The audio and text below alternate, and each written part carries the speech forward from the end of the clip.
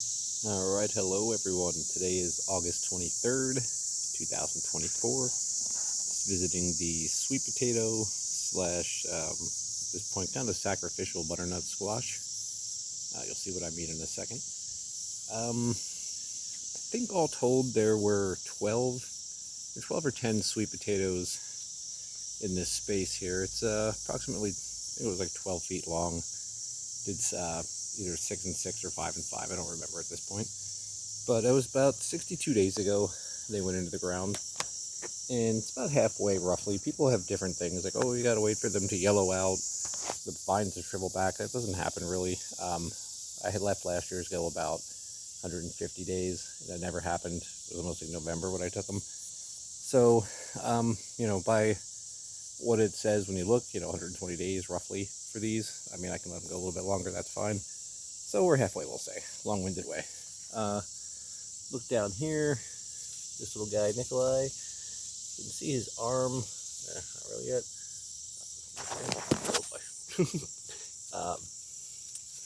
Well, I'm struggling so much with this. Give me 1 second, sorry. See his arm in there? Little fissure. Little crack in the ground like an earthquake. That's the potatoes underneath are starting to grow. Sweet potatoes, and like when the ground separates in an earthquake or continental shift, I should say, just separating, it's being pushed up because the potatoes are occupying that space underneath. So that's happening. That's probably the largest one, but it's starting to happen on all the plants, and it should be quite a good sacrifice. I was looking at the sacrificial things there. Should be a good sweet potato harvest. Last year we did them mostly out of here in the front row. I think 5 plants, 6 maybe, that were really tightly packed. We probably got, I forget, around like 15 pounds, 20 pounds of sweet potatoes. And from those is what we used to make slips to start these. The slips are like little things that grow out of the potato. So, have the leaves on them. Then you put them in water. Then the roots grow down. And then when those roots grow down, put them in dirt. Put them in dirt for a little bit. Put them in here. That's what I did. These butternut squash, calling them sacrificial because they have little nips on them. Guys are biting on them. But hopefully this guy down here, I think it's groundhogs. They come and they bother stuff, and if they don't like it, they generally don't come back. So hopefully that's the case there. The big bed garden, pretty much wrapping up. Like maybe 1 or 2 red marconis left in there. Red marconis over here are doing beautifully.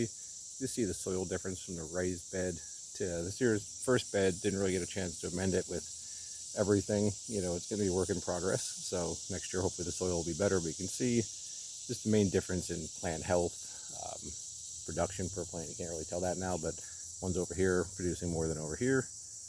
Up here, cantaloupe season's over. Left these 2 down here. It's split and some bugs were in them, so they can have them. Same thing as one over there. It's me. I don't really like cantaloupe.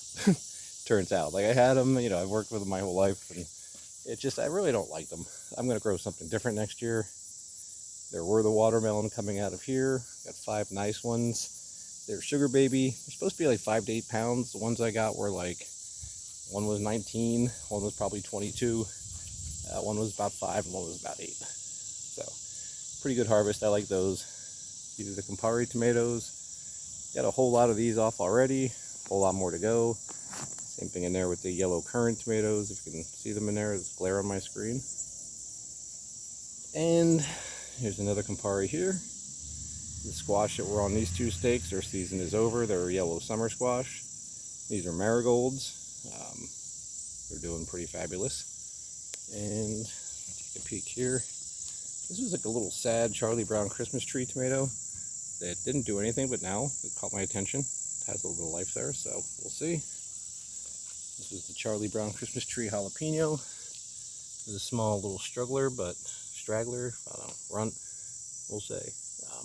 Produce something. They'll be, we'll probably pickle them or have them fresh, I'm not sure.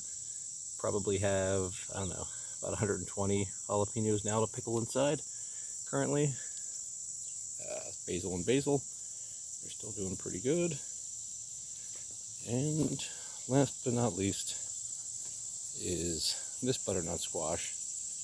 It's kind of up on this monstrosity. See, I hear bugs.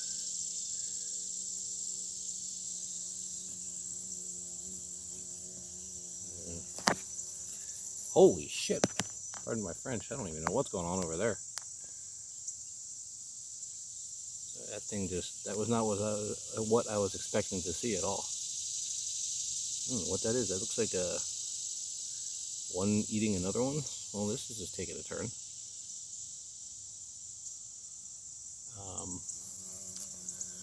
What in the name of... I have no idea. It looks like a cicada killer and a cicada. That's what's going on here. Alright, well this just took an interesting turn.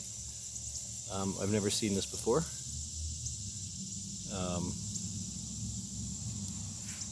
I guess that's it. So that was exciting. Anyway, the point of coming over here was to see this butternut squash and all this. And we got treated to a cicada killer and a cicada. So, you never know what you're going to see at the garden here. Thanks for watching. See you next time.